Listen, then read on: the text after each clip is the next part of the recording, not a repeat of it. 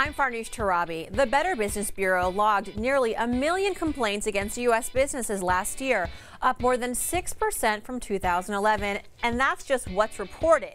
Today, Savvy Spender host Vera Gibbons hears your complaints as she partners with 24/7 Wall Street to reveal the top 5 companies with the worst customer service.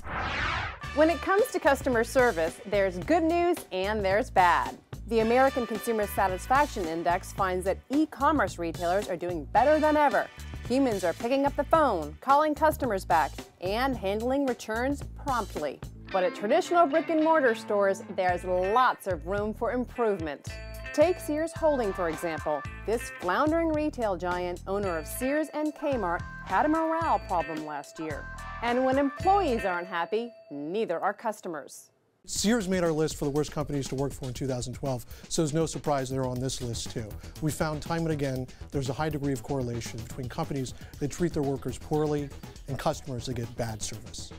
Among the top complaints at Sears, restrictive coupons, a limited rewards program, and poor delivery service.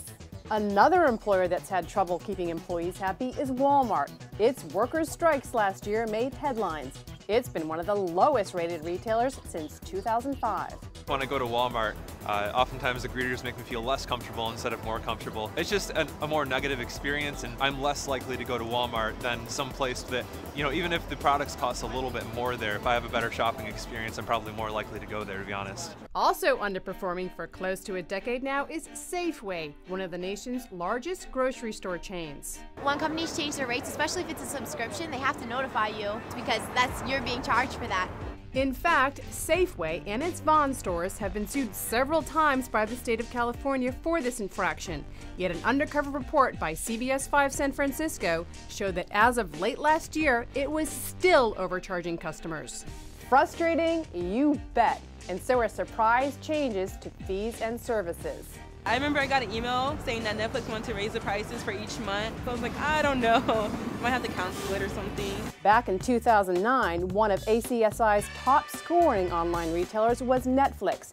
But in 2011, the company famously enraged customers with increased prices and changes to its streaming service. The backlash led the company to renege, but Netflix never recovered. Online retailers tend to do very well in customer satisfaction with the highest average scores among all retailers. A notable exception is Netflix, which still hasn't recovered from its Quickster debacle in 2011. Then there's CVS. Customer satisfaction has trailed Rite Aid and Walgreens for 3 years running. Drugstore chains don't tend to do very well in customer service. While CVS scored the worst, Walgreens and Rite Aid didn't do much better. This is one of the few instances where smaller chains actually do better. If you have a problem with customer service, file a complaint with the Better Business Bureau, write a letter to corporate, or spread the word via social media. You may be pleasantly surprised by the results. Do you have a customer service story to share? Well, connect with Vera on Twitter @VeraGibbons and using the hashtag FinFit. Thanks for watching, and join us again next week for another edition of Financially Fit's Savvy Spender.